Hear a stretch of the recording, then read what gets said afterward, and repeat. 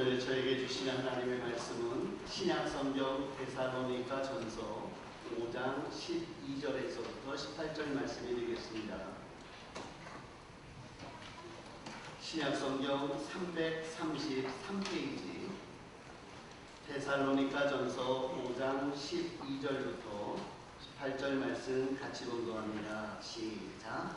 형제들아, 우리가 너희에게 구하노니 너희 가운데서 수고하고 주 안에서 너희를 다스리며 권하는 자들을 너희가 알고 그들의 역사로 말미암아 사랑 안에서 가장 귀히 여기며 너희끼리 화목하라. 또 형제들아, 너희를 권면하노니 게으른 자들을 권태하며 마음이 약한 자들을 격려하고 힘이 없는 자들을 붙들어주며 모든 사람에게 오래 참으라. 삼가 누가 누구에게든지 악으로 악을 갚지 말게 하고 서로 대하든지 모든 사람을 대하든지 항상 선을 따르라. 항상 기뻐하라. 쉬지 말고 기도하라. 범사에 감사하라. 이것이 그리스도 예수 안에서 너희를 향하신 하나님의 뜻이니라. 아멘. 이번 주간 여름의 휴가 정점이고 이제 무더위도 이번 주간 지나면 조금 꺾여지지 않겠나 이런 생각을 합니다. 주님을 사랑하고 또 주의 몸된 교회 사랑해서 여전히 늘 항상 변함없이 이렇게 주일 예배에 참석하셔서 예배하고 계시는 귀한 분들 하나님께 영광이 돌려지고 하나님께서 기뻐하시리라 생각합니다. 특별히 우리 주일학교 선생님들, 또 우리 찬양대원들, 또 이렇게 안내위원들, 또 주차위원들, 또 식당공사위원들, 또 여러 분야에서 수고하는 모든 분들의 그 수고들 하나하나가 전에 말씀드린 대로 우리 주님이 진주로 받아주셔서 하나님께서 채워주시면 좋겠다 이런 마음을 갖습니다. 이제 오늘과 다음 주일 두 주에 걸쳐서는 저희들이 데살로니가 교회를 통해 주님의 몸된 교회, 주의 성도들이 어떻게 하나님의 뜻을 알고 실천해 나갈 것인가, 그런 부분에 대해서 연속으로 말씀을 드리겠습니다. 작년 여름에도 그랬는데 연속편이 있어요. 특히 여름 휴가 때에는 제가 연속편을 합니다. 왜냐하면 연속극은 연속해서 보셔야 의미가 있는 거 아니겠어요? 오늘은 이제 우리 성도들과 함께 하나님의 뜻을 우리 교회 가운데 성도들에게 어떻게 실천할까? 다음 주에는 과연 하나님의 기뻐하시는 뜻을 나의 삶 가운데 어떻게 실천할 것인가, 이 두 가지를 나누어 보도록 하겠습니다. 데살로니가서의 중심 주제를 한마디로 말하라고 하면 회복입니다. 데살로니가는요, 다른 길로 간 그것들이 되돌아오는 것, 그것이 회복 아니에요? 데살로니가 교회는 바로 회복이 필요한 교회였습니다. 왜냐하면 데살로니가 교우들은 예수 그리스도의 십자가 복음을 기쁨으로 받았습니다. 그리고 십자가 복음을 받고 교회를 세우고 하나님의 말씀으로 잘 양육이 되어졌습니다. 그래서 하나님께서는 데살로니가 교회를 베레와 교회와 함께 칭찬하는 교회가 되어졌다라는 것이죠. 그런데 이 데살로니가 교회에 돌아감이라고 하는 어둠의 그림자가 들이게 되었습니다. 주 예수를 믿으라. 그리하면 너와 내 집이 구원을 받으리라. 사람이 마음으로 믿어 의에 이르고 입으로 시인하여 구원에 이른다. 이 너무나도 쉬운 십자가의 복음, 그 복음을 통해서 교회가 든든히 세워지고 성도들이 든든히 세워졌습니다. 그것으로 만족하고 신앙생활을 열심히 잘하면 됐어요. 그런데 그 중에 몇몇 양심적인 사람들이 이렇게 얘기를 했습니다. 아니, 이렇게 구원, 영생이라고 하는 이 놀라운 선물을 공짜로 받는다는 것이 어디 말이 되냐고. 우리가 그 놀라운 영생이라는 선물, 구원이라는 선물을 받으려면 그래도 우리가 뭐 손톱만 한 것이라도 좀 뭔가를 해야 되지 않겠냐고, 이런 생각을 가진 사람이 있게 되었다는 거죠. 그래서 몇몇 사람들이 생각했습니다. 철학적인 사고를 가지고 있고요. 또 유대교의 복종했던 그 몇몇 사람들은 우리들이 그 구원을 받기 위해서는 할례도 좀 받아야 되고 제사도 좀 드려야 되고 제사당도 세우고 율법도 세워야 되지 않겠는가. 이러면서 그들은 유대주의로 돌아가는 이런 일들이 벌어지게 됐다는 거죠. 이렇게 돌아간 사람들이 데살로니가 교회 안에 있게 되니까 그 중에 바울을 통하여 구원의 복음을 받고 복음만이 나의 생명의 길이라고 생각했던 그 몇몇 사람들이 돌아간 사람들을 보면서 이렇게 말했습니다. 배신자들, 제대로 깨닫지도 못하는 자들, 어떻게 저런 것들이 그리스도의 복음을 받았는지 모르겠다라고 하면서 그들을 향해서 비난하게 됐다는 거죠. 가는 사람들은 가는 사람들대로 머물러 있는 데살로니가 교인들을 향해서 서로 욕하고 비난하는 이런 일이 벌어지게 됐다는 겁니다. 결국 데살로니가 교회가 어떻게 된 거예요? 그렇게 칭찬받았던 교회가 이 교회가 주님의 책망을 받을 수밖에 없는 분열되어진 교회로 세워지게 되었다라는 것입니다. 분열되어진 이 데살로니가 교회를 향해 사도 바울은 이렇게 18절에서 말합니다. 이것이 그리스도 예수 안에서 너희를 향하신 하나님의 뜻이니라 라고 말합니다. 물론 바울이 말하는 것이 현재 여러분들이 분열되어 싸우고 서로 시기하고 분쟁하는 이것이 하나님의 뜻입니다 라고 하지 않는다는 것을 아시겠지요? 오늘 바울은 하나님의 말씀을 데살로니가 교우들에게 말합니다. 여러분, 지금 우리가 분열하고 싸우고 다투는 것은 하나님이 기뻐하지 않으세요. 그건 하나님의 뜻이 아닙니다. 이제 제가 여러분들에게 하나님의 뜻을 여러분들에게 말씀드리겠으니 바로 이 하나님의 뜻을 깨닫고 그 하나님의 뜻대로 돌이키시기를 원합니다. 이러한 말씀을 18절에 하고 있다는 것입니다. 믿음의 선진들은, 우리의 믿음의 선배들은 하나님의 뜻을 사모하며 찾기를 원했습니다. 하나님, 하나님의 뜻을 가르쳐 주세요. 하나님이 뜻만 가르쳐 주시면 제가 하나님의 뜻대로 살겠습니다. 그랬던 분들이 많으세요. 그런데 어떤 분들은 하나님의 뜻을 발견하지 못한 분들도 계시고, 발견했으나 여러 가지 여건으로 인해서 하나님의 뜻을 실천하지 못한 분들도 계셨어요. 아브라함 같은 경우는 하나님께서 75살에 이런 말씀을 하신 것을 들었습니다.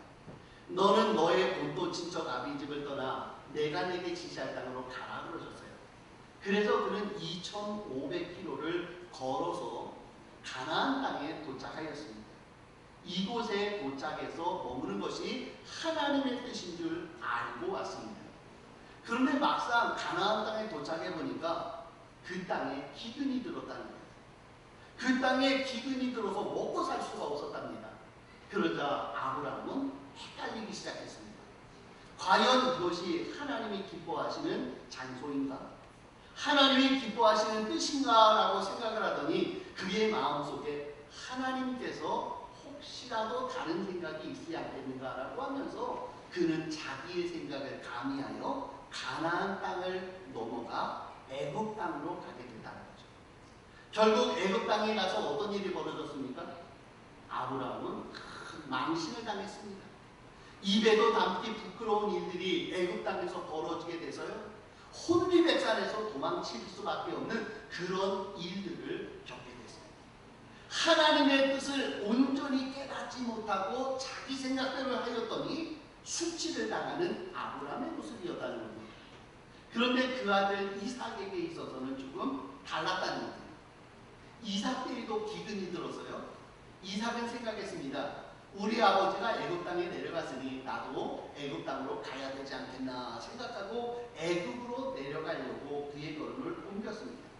그런데 창세기 26장 2절에 보니까 이렇게 말씀하세요.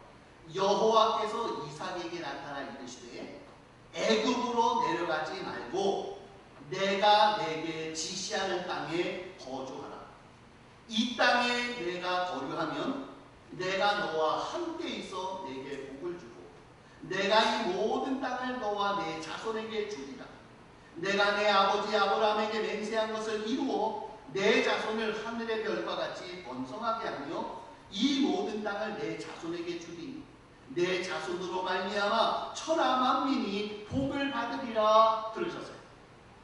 이삭이 하나님의 뜻을 분별하지 못하고 알지 못해서 헷갈려가지고 애굽으로 가야 되는 거 아닌가라고 생각했더니 하나님께서 이삭에게 나타나 말씀하십니다. 이삭아, 너는 애굽으로 내려가지 말고 이 땅에 머물러라. 그러면 내가 너에게 복을 주리니 내가 쌓을 것이 없도록 아브라함에게 주셨던 그 놀라운 복을 너에게 주겠다. 이렇게 하나님의 뜻을 명확하게 보여주셨어요. 그랬더니 이삭이 어떻습니까? 기근이 들고 원수들이 막 공격해오는 가운데서도 이삭은 하나님의 뜻을 발견했기에 머물렀습니다. 나는 이 땅에서 살리라. 나는 이 땅에서 하나님의 뜻을 보리라. 그러고서 살았더니 결국에는 어땠답니까? 이삭이 그 땅에서 농사지어 소출을 100배를 그 해에 얻게 되었더라. 이렇게 말씀하고 있는 거예요. 하나님의 뜻이 헷갈린 아브라함은 망신당했고요. 하나님의 뜻을 제대로 알고 제대로 실천한 이삭은 그 땅에서 100배의 복을 받는 이러한 은총을 누리게 되었다는 것이죠. 그래서 우리에게 있어서 하나님의 뜻을 알고 그 뜻을 실천하는 것은 우리 성도들에게 너무나도 귀한 것입니다. 오늘이 8월 첫 주 아닙니까?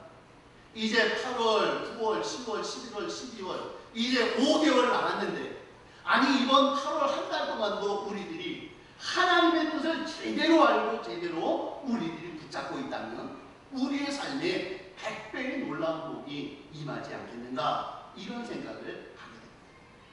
과연 오늘 18절에서 말씀하신 이것은 나의 뜻이다 라고 말씀하신 하나님의 뜻은 과연 어떤 것입니까? 오늘 4가지를 보겠습니다. 첫째, 우리는 교회 내에 있는 모든 사람들을 향해 형제라고 불러야 하나님의 뜻이다 라는 것입니다. 오늘 본문 12절에 보니까 바울이 형제들아, 14절에 보니까 형제들아 그랬어요. 데살로니가 전후서 전체를 보니까 형제라는 단어가 몇 번 나오나 그랬더니 27번이 나옵니다. 그러니 바울이 데살로니가 그 짧은 성경을 쓰는데 형제들아 형제들아 형제들아 형제는 형제가 형제에게 형제를 이러면서 형제라고 말하고 있어요. 헬라어로 형제는 아델포스입니다. 근데 이 아델포스라는 이 말이 한 부모 밑에 있는 자식 그것도 의미하지만 친구도 동료도 형제라고 말하고요. 특별히 오늘 본문에서는 그리스도 안에서 그리스도의 피로 맺어진 믿음의 사람들 그 사람들을 뭐라고 부르냐면 형제라 이렇게 부르고 있다는 거예요. 오늘 그러니 이 자리에 앉아있는 우리 그리스도 예수를 마음에 믿고 있는 우리 교인들은 서로가 뭐라는 거예요? 형제들이라 라는 것들을 말씀해주고 있습니다. 예수님은 나 하나를 위하여 십자가에 달려 돌아가신 것 아닙니다. 예수님은 어떤 개인만을 위해서 십자가에 달려 돌아가시고 구원을 이루신 것이 아니라 하나님이 세상을 이처럼 살아가사 모든 사람의 대속물로 주기 위하여 이 땅에 오셨다라고 말하고 있기 때문에 예수님의 죽음, 예수님의 보혈은 나 하나가 아닌 바로 우리 형제들을 위한 우리 주님의 은총이다라는 것들을 보여주고 있어요. 자, 그런데 이제 오늘 왜 바울이 형제라고 불러야 그것이 하나님의 뜻이라고 말하는지 이유는 조금 아까 드린 데 있습니다. 지금 데살로니가 교회가 어떤 상태라고요? 분열 상태라고 했죠? 서로 싸우는 상태라고 그랬지 않습니까? 데살로니가 교회 안에는 지금 유대교로 돌아간 사람, 로마 철학으로 돌아간 사람, 믿음으로 지켜있는 사람, 세상에 빠진 사람, 세상으로 안 나가고 영적으로 붙어있는 사람, 육신에 매여있는 사람, 영적인 부분에 놓여있는 사람, 이렇게 교회가 분열되어져 있는 이런 상태에 있었다라는 것입니다. 이렇게 분열되어진 상태에 있자 사람들은 서로에게 어떤 생각을 가졌을까요? 형제라는 마음보다는 어쩌면 그들 마음속에는 저 사람은 우리의 원수야, 우리와는 다른 사람이야 라고 말하면서 저들은 우리와는 다른 어떤 인간들, 이렇게 말하고 있을 수 있다는 것입니다. 물론 빌립보서에 보니까 이런 얘기를 하세요. 너희들 중에 이단에 빠진 자, 양심에 화인 맞은 자, 이런 자들은, 그들 개 같은 자들은, 그들은 상종도 하지 말고 그들은 내치가 얘기도 하지 말고 인사도 하지 말라, 그런 적이 있어요. 성도들은요 좀 이상한 부분이 있어요. 꼭 지켜야 되고 들을 말씀은 잊어버리고요, 안 들어대고 그냥 넘어가도 될 만한 부분은 꽉 지키는 부분이 있어요. 그래서 그런 분들은 생각합니다. 성경에 보니까 이 나랑 마음이 맞지 않는 그들은 개처럼 여기고 그들은 머리 하라고 그랬으니까 나는 이 인간을, 왼수를 나는 개같이 보는 거야, 그러면서 합리화를 하는 분들도 계세요. 그거는 그런 의미가 아니라 어떤 의미예요? 이단에 빠진 자들, 작정하여 교회를 허물어뜨리는 여우 같은 자들이 있으면 그런 자들을 멀리하고 인사하지 말라, 그렇게 말한 것인데, 그 말씀들을 교회 안에 형제들에게까지 적용하는 경우들이 있었다는 것입니다. 오늘 데살로니가 교회는 잘 몰라서 지금 유대교로 돌아간 사람이에요. 지금 잘 몰라서 헬라 철학으로 빠진 사람들입니다. 잘 몰라서 세상에 빠진 사람들이 있어요. 그런데 아직까지 그들의 소속은 어디랍니까? 그리스도 예수를 마음으로 믿고 구원받은 하나님의 백성이라는 것입니다. 비록 현재 그들의 삶이 타락하여 잃어버린 양이 되어졌을지언정 그들이 소속은 아직까지 어디래요? 아직까지 교회 안에 있는 그들이었다라고 말합니다. 결국 바울은 하나님의 뜻은 무엇인가? 원수 같은 자들, 우리들 마음속에 불편을 끼치는 자들이라 할지라도 아직도 그들이 그리스도 예수의 복음으로 인하여 아직까지도 구원받을 하나님의 백성 되어진 그들이라는 것. 그들이 우리와 마음이 다르고 생각이 다르고 뜻이 다르다 할지라도 그들을 형제로 여기고 그들을 향하여 형제여, 형제여, 자매여라고 부를 수 있는 이러한 삶의 태도를 가지고 있는 것, 이것이 하나님의 뜻입니다. 이렇게 말씀하고 있다는 것입니다. 사랑하는 성도 여러분, 예수님께서 이 땅을 사시는 동안 원수 같은 자들이 얼마나 많았습니까?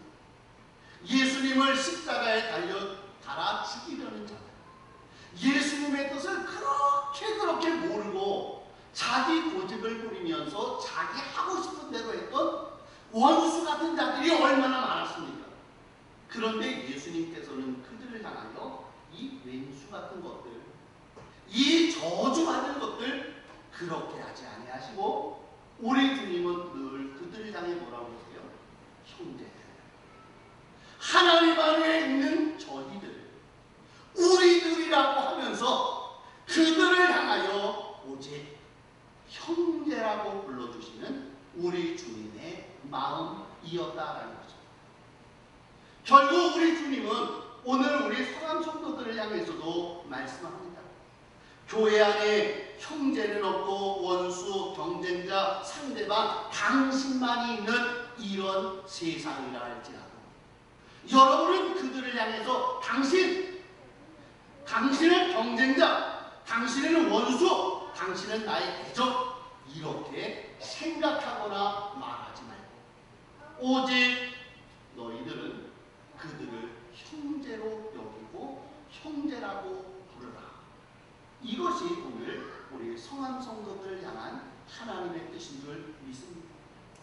사랑하는 성도 여러분, 결코 우리들은 아무리 화가 나고 아무리 그와 대척이 된다 할지라도 그들을 향하여 저 원수 같은 것들, 저런 화인 맞은 자들, 저런 벼락 맞은 인간들, 그런 말들이 아니라 오직 그들을 향하여 형제, 자매, 그리스도 안에 있는 자들이라고 하는 우리의 심령 상태와 자세들이 되어야 하나님의 뜻을 이루어가는 온전한 종들이라고 말씀하고 계십니다.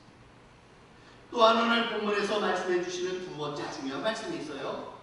형제라고 여기는 그들의 수고와 희생을 알아주는 삶을 살아야 그것이 하나님의 뜻입니다. 그러셨어요. 오늘 본문 12절에 이렇게 말씀하세요. 너희 가운데서 수고하고 주 안에서 너희를 다스려 권하는 자들을 너희가 알고, 그러셨어요. 여기서 알아주라라는 단어입니다. 여기서 알아주다라는 이 단어는 헬라어로 에이도라는 단어가 쓰여졌거든요. 그런데 이 에이도라는 단어가 이런 뜻을 갖고 있어요. 세 가지 발전적인 뜻을 갖고 있답니다. 첫째, 알고의 에이도는 먼저는 인지하다, 인식하다라는 뜻인데요. 인식하는 겁니다. 그에 대해서 그냥 지적으로 알아주는 거예요. 그런데 두 번째 단계는 뭐냐면 그것에 대해서 이해해주다.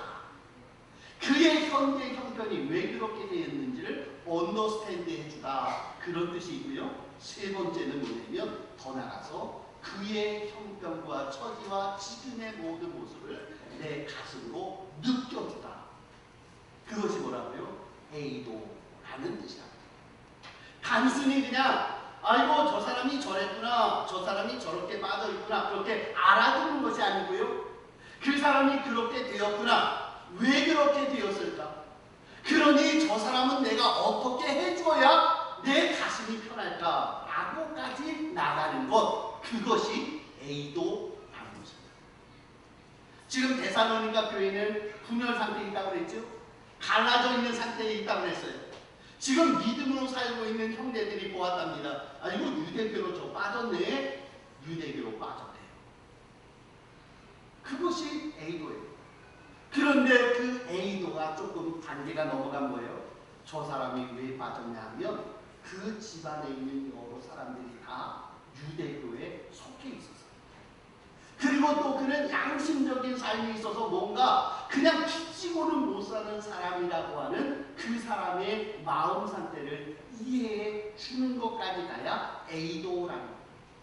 아니 에이도의 좀 더 깊은 뜻은요, 자, 저 사람이 저렇게 양심적이고 그 주변의 사람들이 그랬기 때문에 저 유대교에 빠졌으니 저 사람을 어떻게 하면 내가 도와주어야 될 것인가, 내가 저 사람에게 어떻게 접근해야 될 것인가, 그런 마음을 가지고 그를 가슴으로 그 사람을 품어주는 것, 그것이 뭐예요? 그것이 에이도라는 뜻입니다.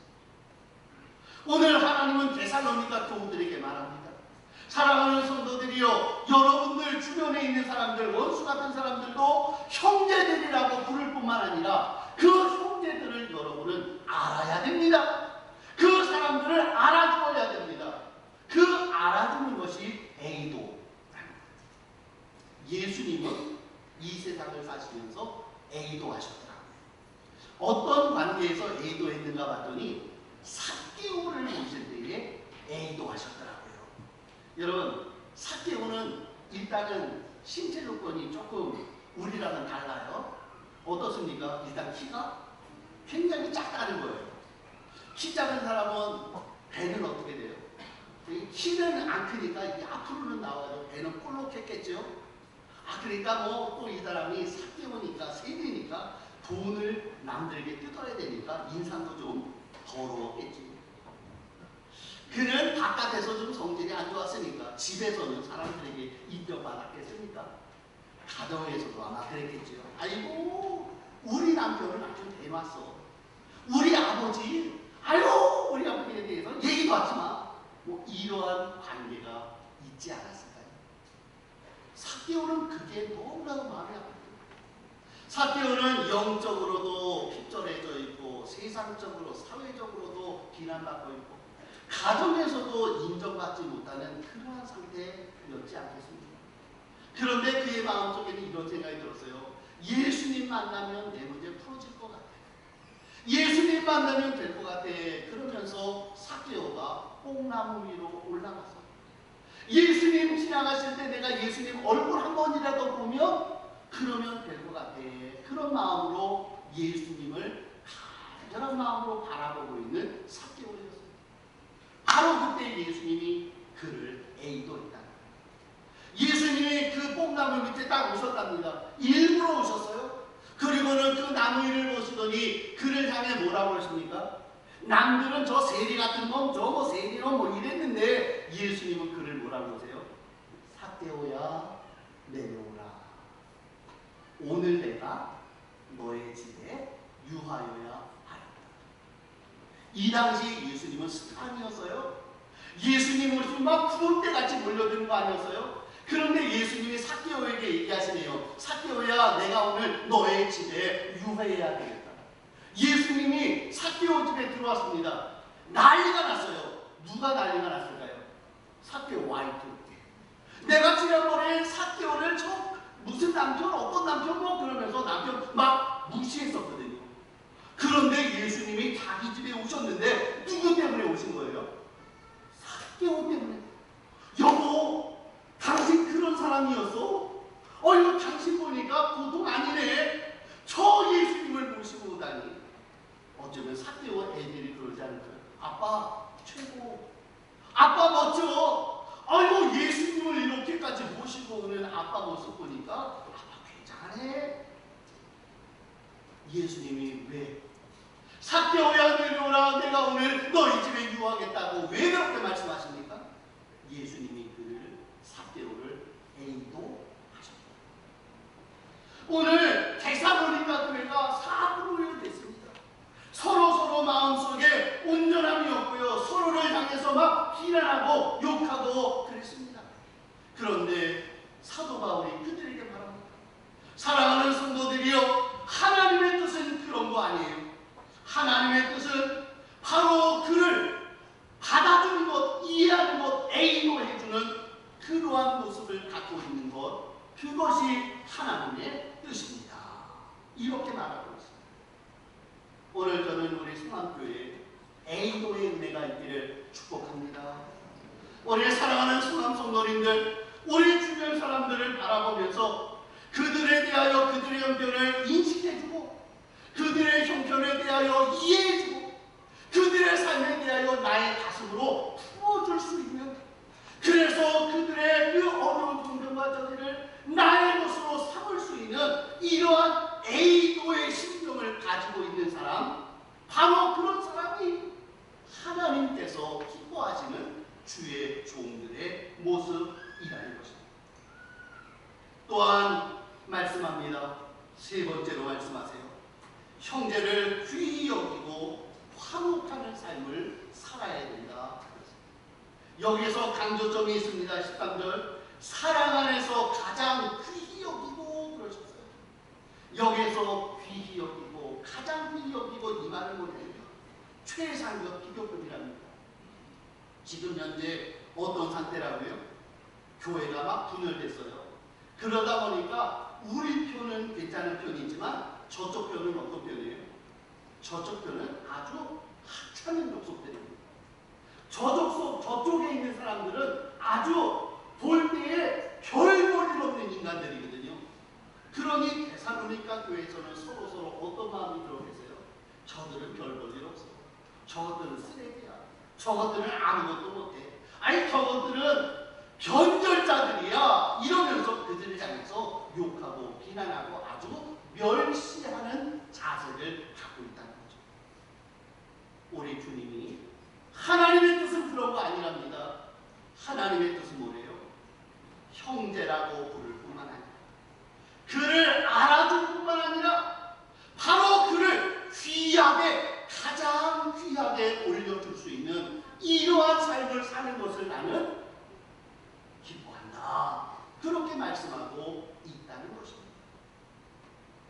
사랑하는 성도 여러분, 혹시 우리들 교회 안에서 무시하는 그러한 나의 눈과 무시하는 나의 언어 생활이 되어 있지는 않았습니까?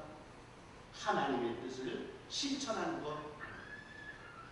하나님의 뜻은 뭐라고 합니까? 하나님의 뜻은 형제를 이해하고 그를 가장 귀하게 여겨주면서 그를 높여주며 화목하며 지낼 수 있도록 그를 존귀한 자로 올려주는 삶을 사는 것.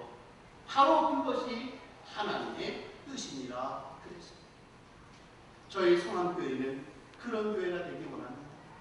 어느 누구를 향해서도 별 볼일 없는 사람, 하찮은 사람, 없어도 될 만한 사람이 아니라 누구를 대하든지 간에 당신은 가장 존귀한 분이세요. 당신은 가장 멋진 분이세요. 당신은 우리 교회에서 가장 귀하신 분이십니다라고 하면서 장로님을, 집사님을, 권사님을, 찬양대를, 교사를, 우리의 모든 성도들을 높이 높이 가장 귀하게 올려줄 수 있는 이러한 종들이 되어야 될 줄 믿습니다. 마지막 네 번째, 오늘 하나님의 뜻은 뭐라고 데살로니가 교회에 얘기하냐면, 네 번째는 우리는 권계하고 격려하고 붙들어주는 선한 삶을 살아야 됩니다. 이렇게 말하고 있다.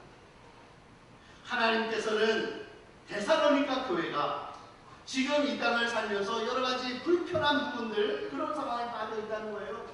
그런데 그들에게 말씀합니다. 나의 뜻은 선대하는 삶을 사는 것이랍니다. 선대가 무엇입니까? 선하게 갖는 삶의 모습을 말해줘요.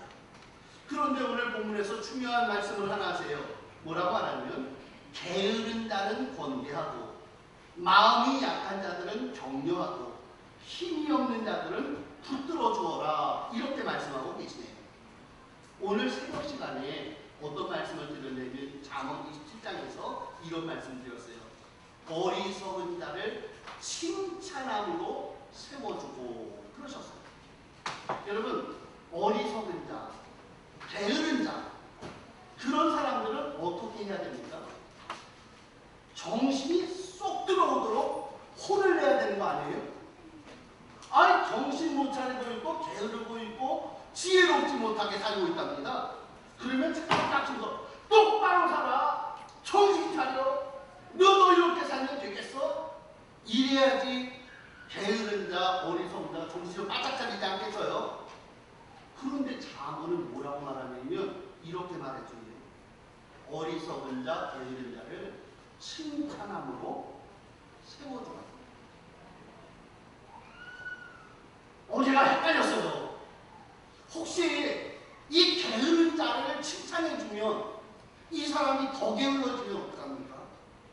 그런데 하나님께서는 너의 생각은 그렇지만 나의 생각은 게으른 자를 칭찬함으로 세워주어야 한다. 이것이 내 뜻이다. 그러죠. 오늘 말씀도 뭐라고 합니까? 게으른 자를 권계하랍니다. 게으른 자는 권계해야 된다는 거예요. 권계가 뭔가 그랬더니 권계가 누데테오라고 하는 헬라어가 쓰여졌는데 이 누데테오가 뭐냐면 조심스러운, 부드러운 훈계, 이런 뜻을 가지고 있대요. 교회 안에서 데살로니가 교회 안에 지금 유대교로 빠지고 철학에 빠지고 세상에 빠지고 엉뚱한 데로 빠진 사람이 있답니다. 그런 사람을 향해서 데살로니가 교우들이 너 같은 것들 때문에 교회가 안 된다고, 너 같은 것들은 제대로 안 했기 때문에 우리가 이렇게 문제라고, 너 때문에 우리가 힘들다고 이렇게 하지 말고 어떻게 하랍니까? 부드러운 훈계로 일하고 그들을 세워주고 돌이키도록 하여라. 이렇게 말씀하고 있다는 것입니다. 우리라는 우리들이 우리의 자녀를 대하고 우리들이 지금까지 신앙생활 해왔던 것과는 전혀 다른 말씀을 오늘 하나님이 우리에게 주고 계신 거예요. 부드러운 훈계랍니다. 권계랍니다. 이런 것들이 바로 있게 되어질 때에 너희는 하나님의 뜻을 쫓아가면 하나님의 백성 되어지는 것이다. 이렇게 말하고 있다. 사랑하는 성도 여러분, 오늘 성암교회는 하나님의 뜻을 쫓아가기를 축원합니다. 우리 서로 이해해주고 알아줄 수 있기를 원합니다. 제가 지난 주일날 우리 수련회 이제 마감을 하고 이 내용들을 이렇게 보면서 제 마음속에 조금 섭섭한 마음이 들더라고요. 또 제 마음속에 막 약간 낙담도 되고 그렇더라고요. 왜냐면 그 내용을 봤더니 우리 성도님들이 내용 얘기가 목사 마음을 너무 몰라주는 것 같더라고요. 목사는 그런 마음이 있었거든요. 우리가 이제 40주년이 지났으니까 우리 교회가 좀 하나 되어져서 함께 우리 하룻밤이라도 같이 지나면서 아름다운 주의 역사를 한번 나눠볼 수 있는 그런 분이에요. 특별히 우리 젊은 분들, 우리 다음 세대들이 같이 마음을 한번 모아서 같이 대화하고 식사하고 또 이제 은혜 받고 이러면서 우리들이 함께 하룻밤 지나면서 멋진 성함의 일들을 계획했으면 좋겠다. 그런 생각을 가지고서 일들을 추진을 했는데 지난 주일날 보니까 결과가 조금은 제 마음이 섭섭하면서 제 마음이 목사 마음을 참 못 알아준다. 한 얼마나 돼야지 알아줄까? 10년? 한 15년? 20년 돼야지 알아줄까? 이런 마음이 듭니다. 귀 있는 자는 들을지어다. 사랑하는 성도 여러분, 우리의 상암교회가 데살로니가 베레아 교회처럼 우리 주님이 기뻐하시는 교회, 존귀한 교회가 되어지려면 우리 주님의 기뻐하시는 뜻을 실천해야 합니다. 우리 하나님의 뜻이 무엇인지를 우리가 발견하고 그 하나님의 뜻을 내 가슴 속에 품고 실천해 나가는 모습을 갖추어야 정말 좋은 교회, 부흥하는 교회, 아름다운 교회 되어질 수 있다라는 것입니다. 오늘 저희 성암교회를 향해서 오늘 말씀, 나의 가장 기뻐하는 뜻은 모든 성도들을 형제라고 부르라. 그들을 이해하라. 그들을 존귀하게 높여주라. 그리고 그들과 함께 더불어 아름다운 관계, 건대하면서 그들을 세워주는 이러한 삶을 살게 되는 것, 그것을 내가 가장 기뻐하니 너희는 이 뜻을 준행하라. 우리 성암교회가 우리 한 해를 마무리할 때까지 금년 한 해 동안 하나님의 기쁨 되기 원하고 하나님께 얼음, 냉수처럼 되어지기 원한다면 오늘 말씀 기억하면서 우리 주님의 뜻을 이루어갈 수 있는 존귀한 영들 되시기를 간절히 축복합니다.